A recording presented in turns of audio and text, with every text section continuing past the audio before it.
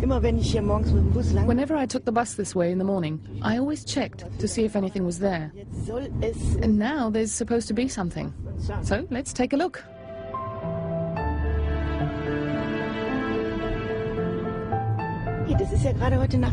This just appeared last night. We just heard about it, so it was discovered today.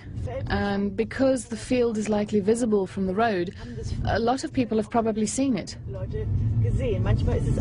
Sometimes you can't really see it if the ground isn't entirely flat.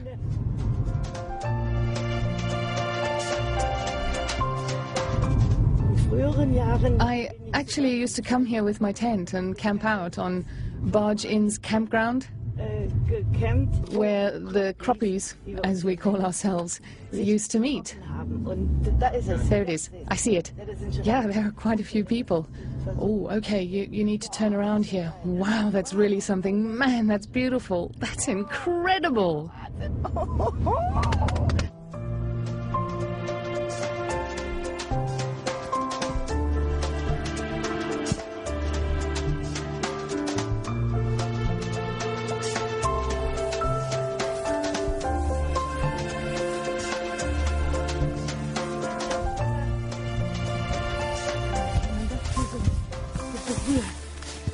It's like a wall. It's really stiff.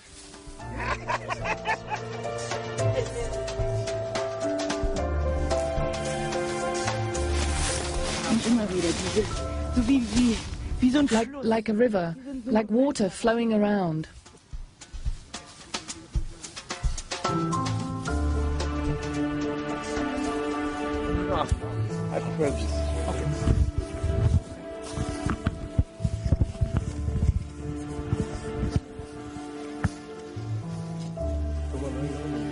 I got a phone call this morning from Charles from the Science Circle Cafe telling me that this was here, and then I ring other people and they ring other people, and in the end we all know about it. So your first impression?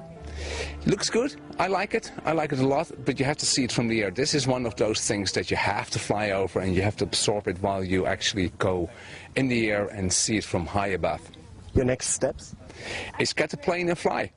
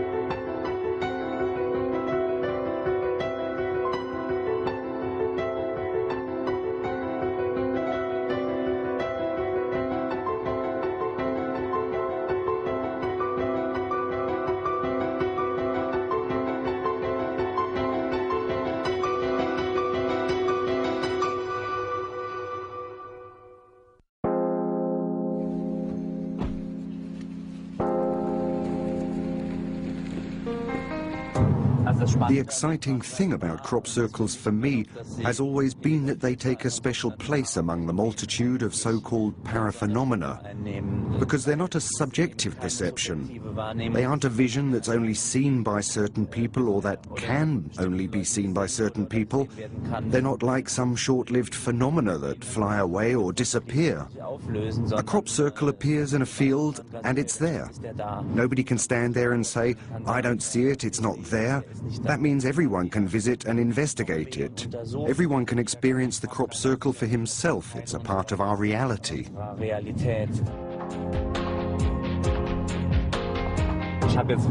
I've seen at least 600 to 700 crop circles myself. It's not like the first time anymore, but you can compare it with a crime scene investigation. It doesn't help the police if 100 curious onlookers have already trampled all over it.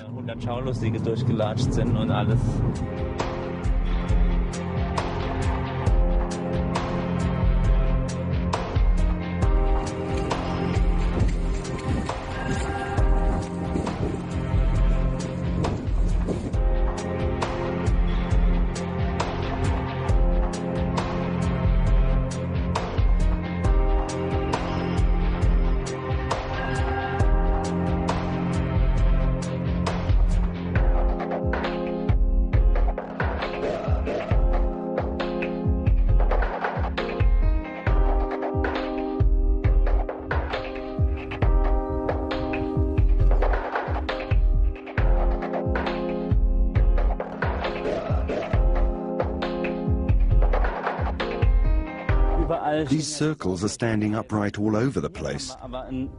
And here we have a place in the field where none of the grain is standing, but the grass is completely undisturbed.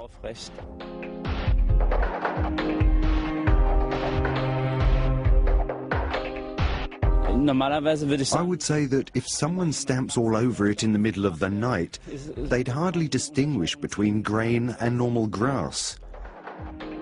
We've also had other cases where non-native plants are in the field and are left untouched. This shows that whatever affected this type of grain practically conforms to the resistance given by these plants.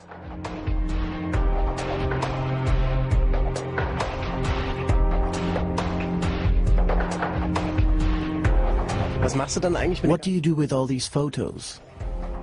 They are archived and some of them are geometrically evaluated. Diagrams are also made on the basis of aerial photos. Books and calendars are made, but that's essentially a side effect. It's primarily all about documentation.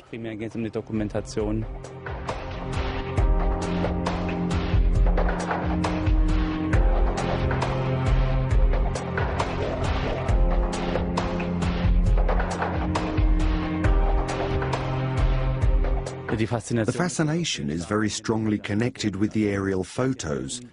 If you take a look around you, you don't see much. Most of the images people have of crop circles are from the aerial photos.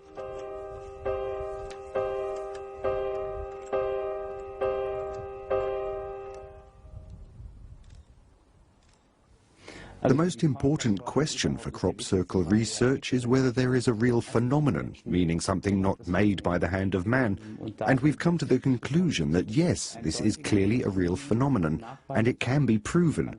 There is a whole range of indicators and hard evidence that satisfies even the most stringent scientific standards. We started testing crop circles all over the world. By now, I would guess that at least 350, maybe if I haven't counted them, maybe it's 400, that we have sampled in 8 different countries, 8 or 9 now, including Australia, Israel, Canada, the United States, Germany, the Netherlands.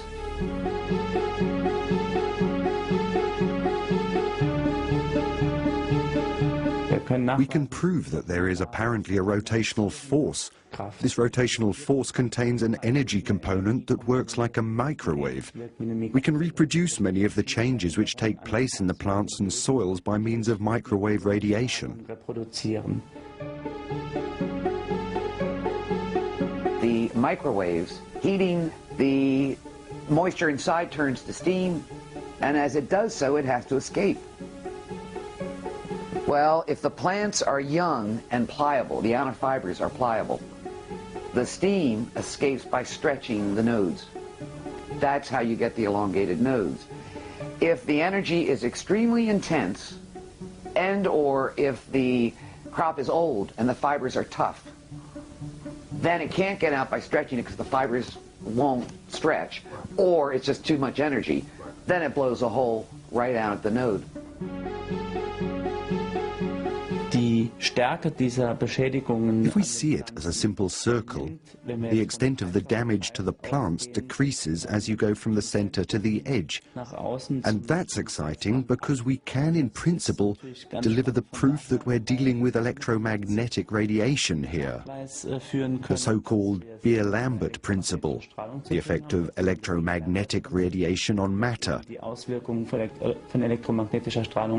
In this case, represented in plants. And we can see here that the changes in the points in the center are the strongest, and they gradually decline outwards to the edge of the circle. And that is, in any other scientific research, clear evidence of the effect of electromagnetic radiation on matter.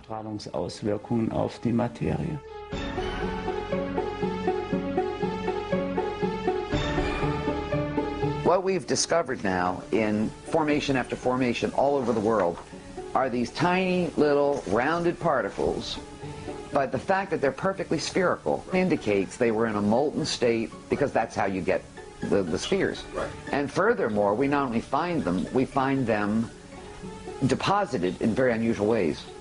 Sometimes they're deposited at the edges of the circle only. Sometimes they're deposited very definitely in the middle. And even more interestingly, sometimes there's a linear deposition, meaning that you'll have perhaps the least at the center, a little bit more 5 feet out, a little bit more 10 feet out, until you get the greatest amount at the edge, but in a clear linear progression. We have also found changes in the soils which we have analyzed. In the soil of the crop circle, there is a distinctly higher concentration of magnetic material compared to the control samples. And this material can also be shown to be distributed centrifugally from the center outwards. Additionally, we have analyzed the crystalline structures of the aluminium oxide minerals in various crop circles. It's well known that they expand under certain natural circumstances, and limiting ourselves only to the surface soil of the crop circles, we have found these crystalline structures changed in such a way that we could normally only explain it as a result of extremely high pressure. But you can rule this out because this type of pressure on the plants can't be proven. They weren't damaged, and the temperatures that these plants would have had to have been exposed to would be so high that sustained exposure would have incinerated the field. It's an amazing fact. This kind of alteration in clay minerals is normally associated with sedimentary rock. When you have tons of the pressure of mountains pressing down on over hundreds of years on sedimentary rock. Here we are in surface soil. I wasn't sure, but I didn't think this had ever been seen before in surface soil. And I mean, I couldn't believe it. At the 95% level, I was blown away. I thought, oh my God. So I said, I don't believe you. And so I had it done again. I hired somebody else. And we repeated the statistics because I couldn't believe it. Well, in fact, that's what we had. As best I can tell, is that there are microwaves or something that's acting like microwaves. There are electrical charges, which I think he's nailed down, and there is strong magnetism. At the very least, we have that going on. This means we can describe parts of the paintbrush or the pen, but we don't know who or what uses this brush to create these forms. In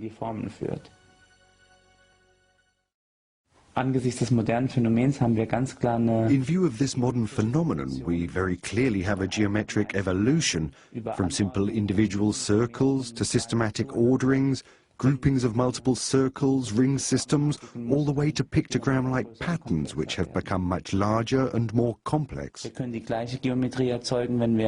can create the same geometry when we project tones onto the surface of standing water, as Alexander Lauterwasser does with his water sound images.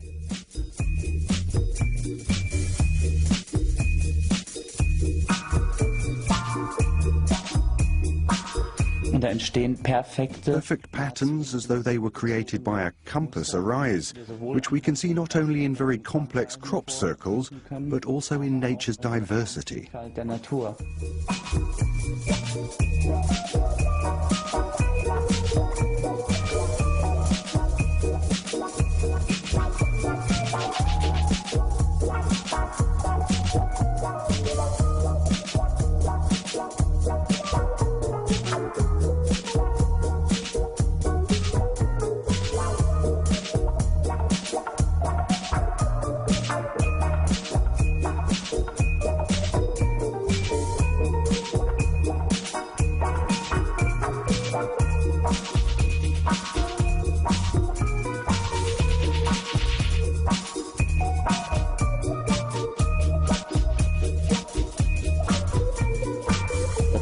Very clearly structured geometry emerges.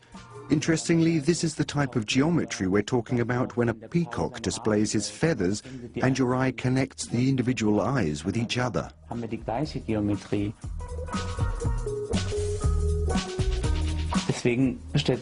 why the question remains for me, is it possible that the same phenomena, the same stimuli that create a flower, the forces that ensure that the peacock's feathers conform to this proportional and aesthetic picture, also interact with what creates the crop circles?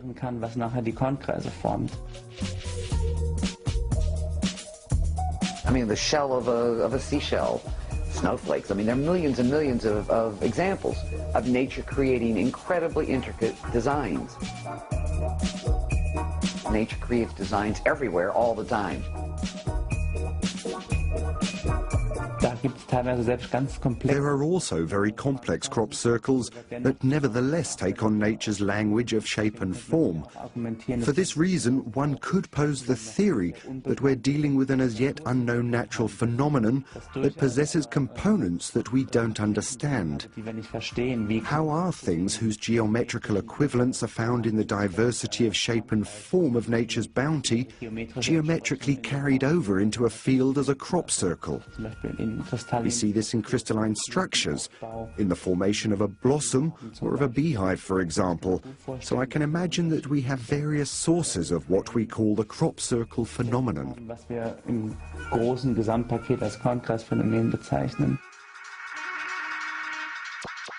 Somehow these shapes go deep inside us, talk to us, and not on a conscious level. It's not that we look at the shapes and think, oh, that's this, that's that, that's that.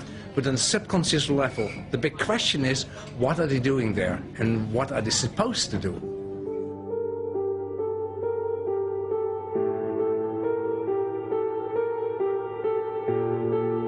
Carl Gustav Jung, the great psychologist of psychiatrists, has done a lot of research in the influence of shapes on the human mind, and especially the subconscious mind. And I see lots of connections between his work and what I see in the crop circles.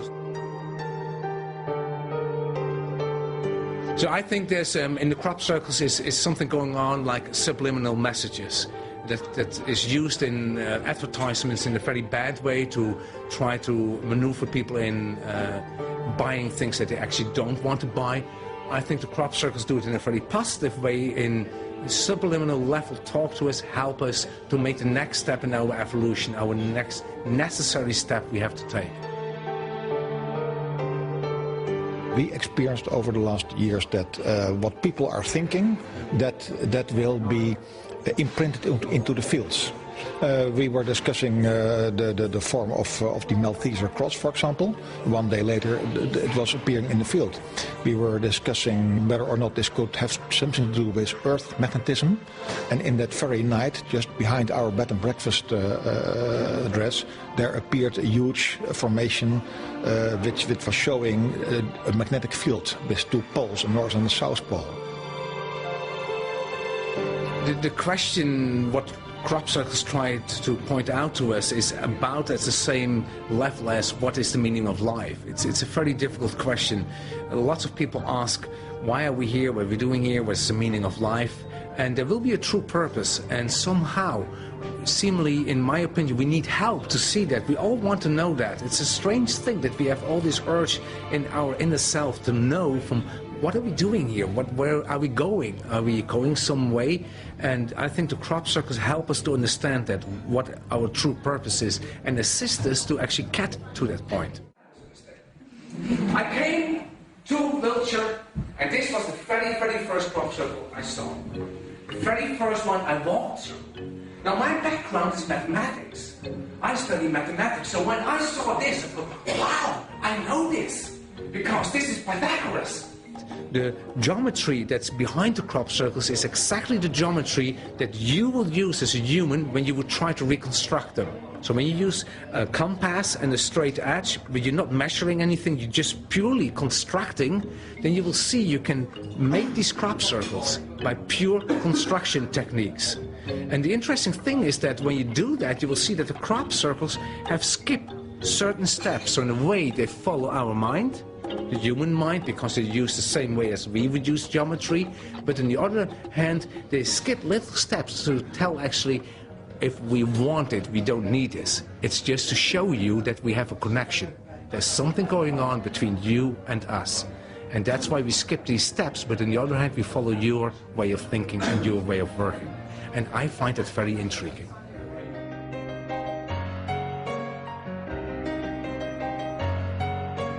Now, it's clear that this points somewhere. Nobody can deny that this is some kind of error. And that triggered me. Where is this arrow pointing at? And I will show you where it's pointing at that spot there. That appeared exactly there. This is an illustration out of Alice in Wonderland, and that will show you that this doorway is something indicating about different worlds you can travel through, different dimensions. What was really the question is, this doorway again is pointing somewhere. Let's have a look. It's Sugar Hill. And what is on this spot where it's pointing at? Nothing. Until that one appeared. I'm convinced, and I've studied that as well, that the crop circles in itself are not separate events. They're not just separate, here's a crop circle, there's a crop circle, there's a crop circle. When you look from higher up, from a bigger picture, you will see they're all connected. For you to discover look at the bigger picture, go over it, don't look at the detail, don't get lost in the little things, don't be on your knees, but try to get wings and fly over it and see the big picture. And to make it clear to us, it shows us that it's connected to geometry in the landscape. I think, again, to wake us up from just see the bigger picture. Just don't look at the little details, but see the bigger picture, and then you will see it's actually one. There's only one message there, one signal, one beep.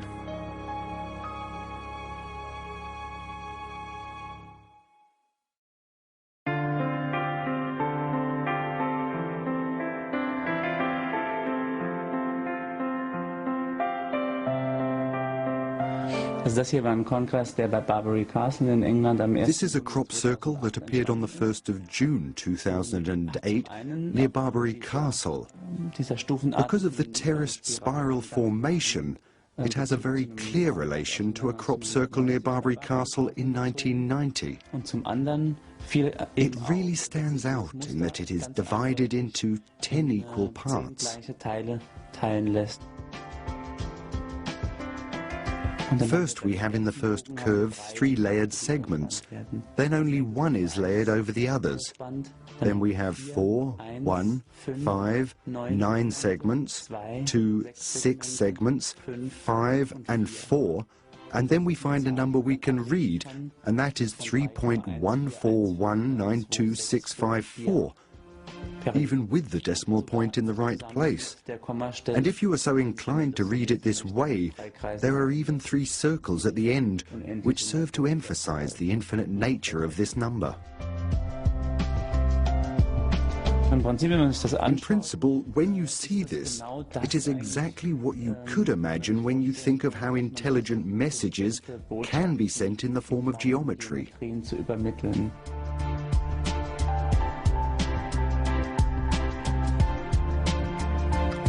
Very many of the crop circles go through this exercise of relating the length of the perimeter of a square to the precise circumference measurement of a circle. This is squaring the circle. the interpretation of pi is another matter, but let us establish the basis that is saying pi. Can't argue it.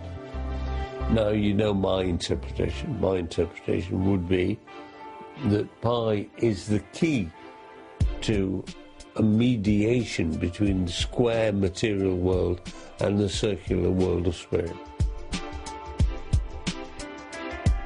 The square, traditionally, in many cultures, represents the earth. Solid stuff.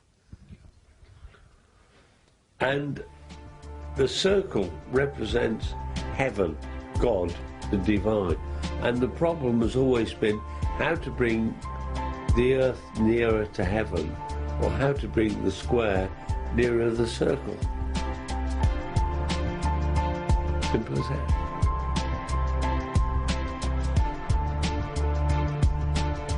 I think I can safely say that people can't do this. Human beings cannot continue every year to produce completely new themes of design. I mean, it takes my breath away.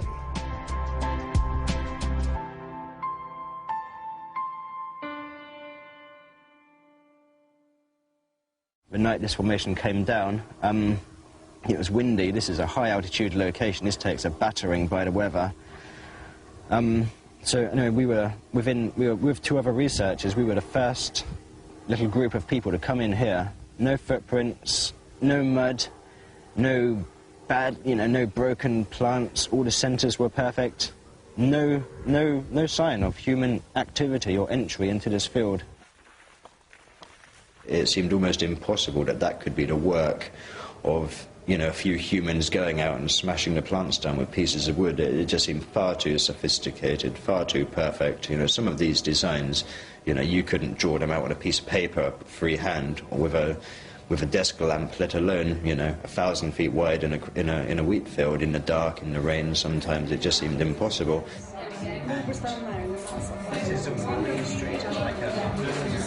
The new crop circles start coming every April, and we stick the pins in the map exactly where the crop circles are and put numbers on the pins so people can just come in, find out which crop circles are exactly where they are in the land related to the photographs, and then go out and experience the phenomena for themselves.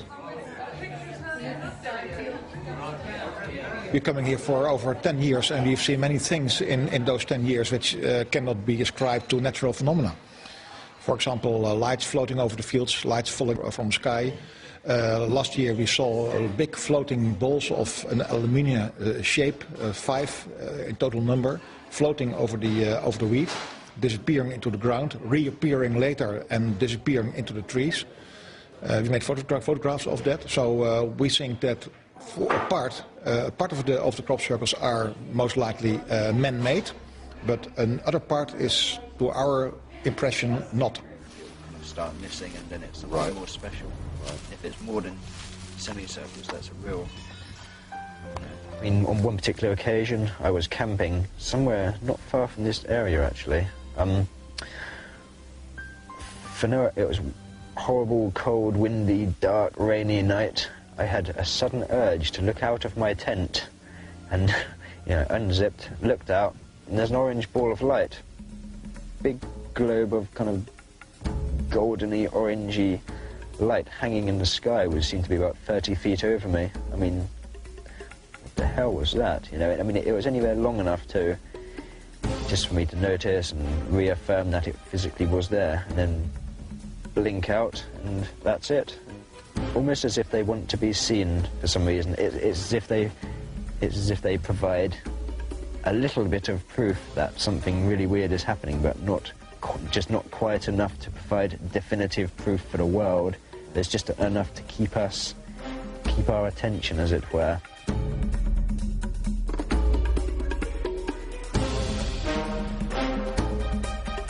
And it was July the 26th, 1990, about 4 o'clock in the afternoon.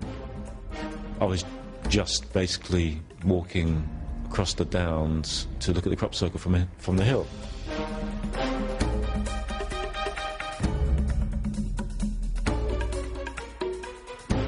and I saw this glint out the corner of my eye. I thought, what's that? And I picked up the camera just automatically and started filming it.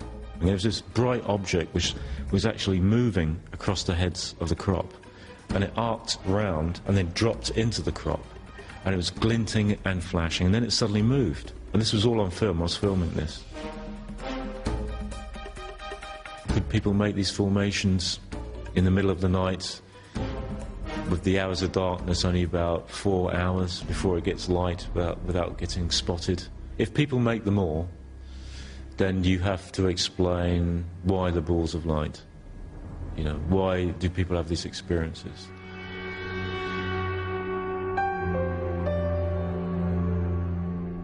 I think the door's open to believe it if you wish that they're all man-made, which is the easy option. The more difficult option is they're not man-made, and it's something else that we don't understand. I mean, I think, in my personal belief, that most of these formations are real. When I see them, I am absolutely amazed by them. What do you think? Well, I have a slightly different view. I think that we are also having at the moment, we see a lot of man-made formations, but still, for me, this is not so important, because I think there are still genuine crop circles and good ones, you know, nice-looking ones and big ones, and so I have to say I do not spend too much with the man-made theory.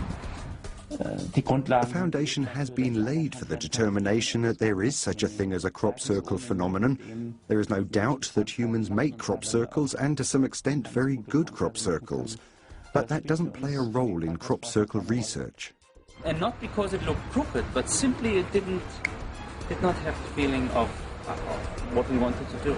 I investigate the crop circles phenomenon because I believe that there is a connection between crop circles and the UFO phenomenon. I believe that they are messages from an alien intelligence.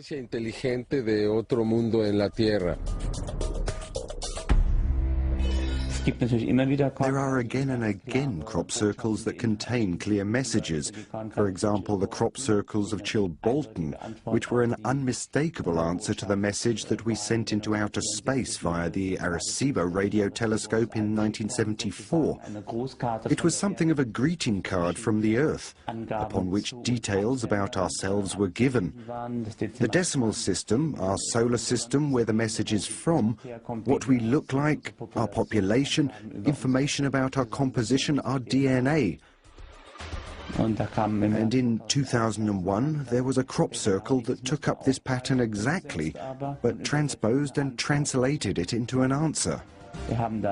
So we have the same decimal system, but we have a different DNA composition. There it's in the form of a triple helix, whereas it's a double helix for us. We have a perception of a physical structure, of that which gives us the answers. We have a different population, a differently represented solar system, and we also have another form of the unit of communication, which we have expressed as the Arecibo transmitter. It was portrayed as a crop circle that was discovered a year before in the same field.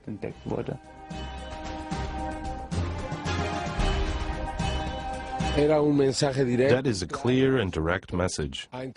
It's not a question of interpretation, only of translation. I'm very fascinated myself. And a year later, in 2002, this form appeared with a disc, which also contained a binary code. These two figures give me the impression that somebody wants to communicate with us. Me demostraron a mí que había intención de comunicación. Okay. Well, maybe he's a nutter. He looks pretty weird. but anyway. Can we ask you a question? Yeah, of course. Like in an unwork-related capacity. So I have to hide the microphone. So what are you going to report this afternoon?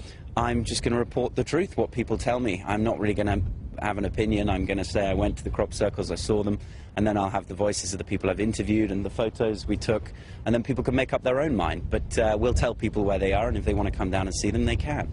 Are you going to play in some alien music? And that is not my decision, but I wouldn't be surprised if the theme of X-Files or something was in there. But yeah, obviously this is, you know, in the news, we've got serious things all over the country, all over the world going on.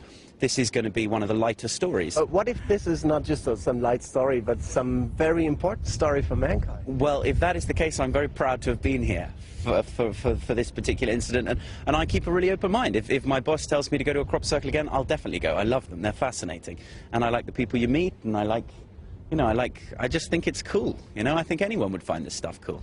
What do you think a journalist like you could do to shift this to a more serious level?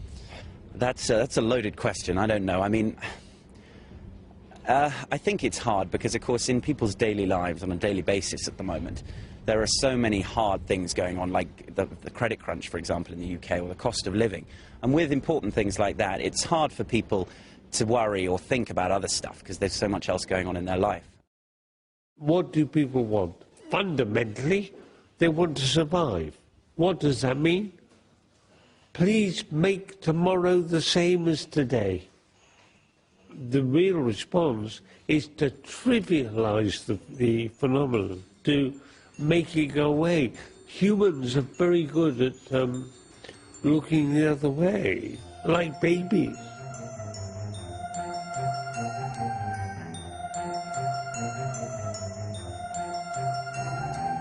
People have always been familiar with fields, especially in rural areas. They knew what it looks like when a deer had run through a field or when the wind had blown sections down, and then patterns apparently appeared again and again, which didn't correspond to those characteristics. And in order to understand them, to describe them, they were turned into a mystery. The public interest has only become aware in the last 30 years, but we can trace the phenomenon much further back. The first documents are from the year 1590 and describe crop circles in the context of witch trials in Lorraine. And above and beyond that, we find descriptions of what we call crop circles today in fairy tales and in the lore of cultures around the world. You can see this already in the example of the mowing devil. It's a leaflet from the year 1678. The story of a poor peasant labourer is told who demands a higher wage from the rich landowner to harvest a field. The landowner responds that maybe he should let the devil do it, and that night the field was observed to be in what appeared to be flames. It glowed. The next morning, the landowner found his field in the same condition as the devil would have mown it. Circles had been laid. According to the report, every stalk lay so exactly next to the other that it would have taken a human a lifetime, but only a night for the devil. And that's nothing different from what we're doing today, by projecting our wildest imagination of what could be responsible for the circles into them. And the devil of then is, of course, the aliens of today. The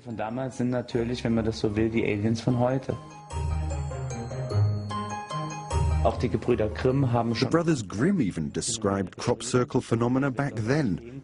They were called fairy rings then. Many people camped out on the field, awoke in the night and hoped that something would happen, but were then driven away by heavy thunderstorms and the appearance of lights. And then swans flew down and shed their feathers.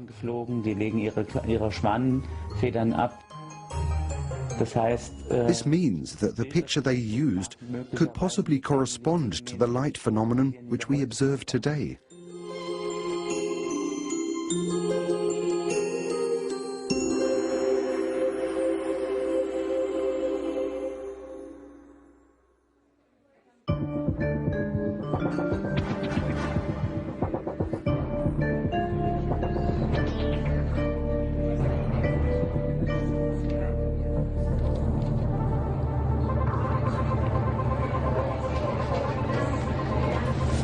From here, you can see in almost all directions, there's a small amount of woods right to the south of us. So you'll see some trees behind us, and then you can walk all along the top of the hill, and you can see well off to the east, to the north, and to the west here. And I think there'll be enough light, your eyes will be adjusted, but you'll see there's no light, which is really great in the Valapuzzi. There's only one farm light, and so it's really, it'll be dark, quite dark.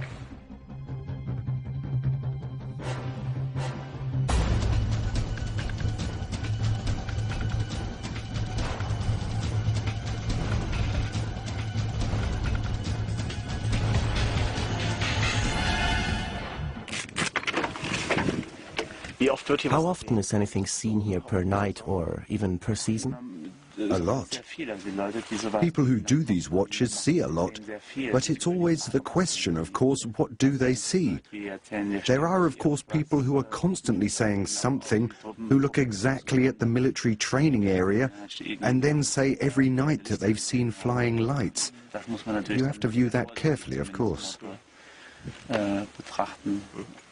And have you ever seen anything interesting during a night watch? Yes, in 1994 I saw something. It started to blink in the crop circle, and then everybody, well at least me, and probably others, aimed the binoculars at this light that had blinked in the crop circle. It then just very slowly drew a finger of light there across the field, and in that moment, when the finger of light would have shown what was where it had first blinked, it shot across to the edge of the field, blinked 2 or 3 times, and then it was gone.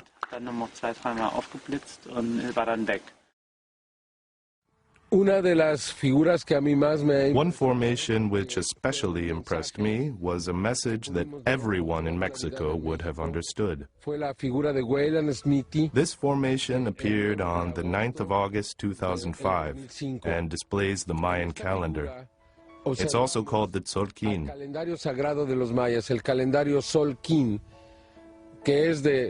It has, among others, a 20-day cycle, which is arranged outside in this figure. On the inside are the 4 seasons, each with 13 weeks.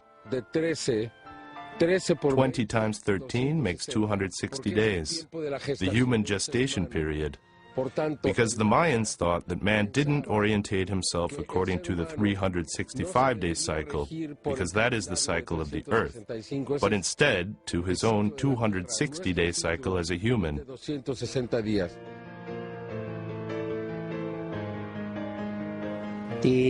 The noteworthiness of the Mayan calendar systems is especially interesting because they don't exhibit an open counting system, instead only a closed one.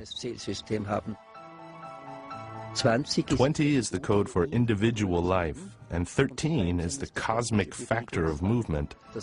That means they define their calendrical measurement system in 2 positions. They always have a calibration point for the beginning, and thereby also always a calibration point for the relevant ending. So 2012 is a big topic. In short, that's when the Mayan calendar ends. Crop circles have also taken up this theme and show the planetary constellation of our solar system around about the 21st of December 2012 in a crop circle here near Avebury Manor in mid-July 2008. A remarkable point ends here, which we are moving to and moving through. And the second stage is actually what we haven't even considered yet, that time is the carrier of information for evolution.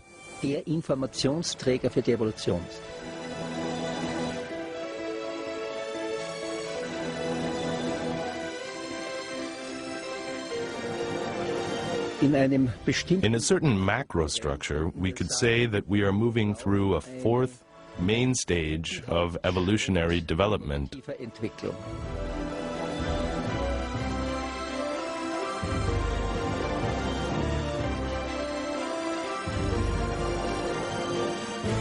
Just like every human being progresses through the phases of childhood and youth, we can also understand here why mental development in the evolutionary process has reached this quality and this standard precisely in this greater cycle, in which we now have the finish line.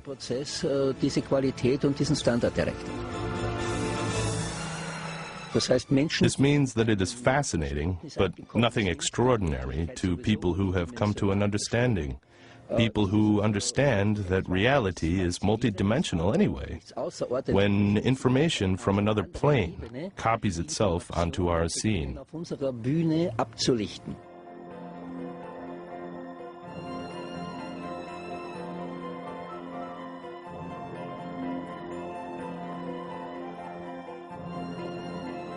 What I've seen the last 15 years, and what has happened to my life, is that I see the amount of coincidences stacking up. So I'm just meeting the right people, just the right events happen. It's all the right things at the right time. And bit by bit you recognize there's no coincidence. There's a great structure behind that. And somehow you're very carefully led into the right direction in this whole strange world. And these patterns help that, do that actually. Talk to you inside. I guarantee anybody that comes over here looks at a number of real formations or a number of formations and learns to make a kind of a distinction, I could almost guarantee they'll go away. The hard facts regarding this situation are hard facts. You know, they're not sort of flaky claims or, you know, wishful thinking. There are certain facts which people do need to know.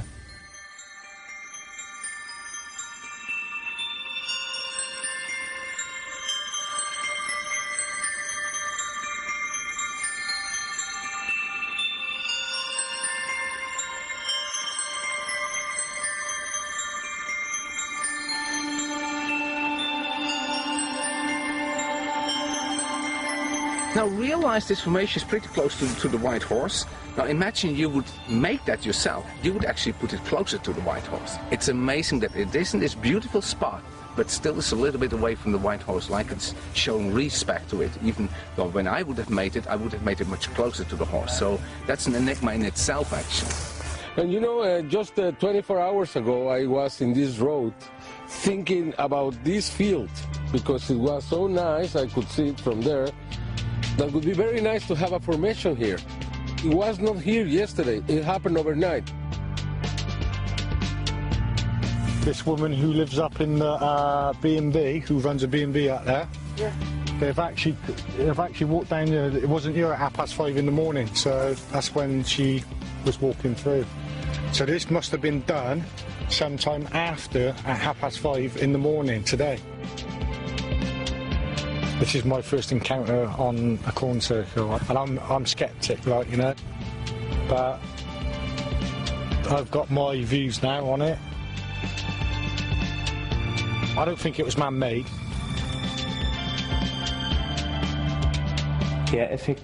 Through crop circles, the effect would be that people change their way of thinking, that they open themselves to the unknown and the unusual.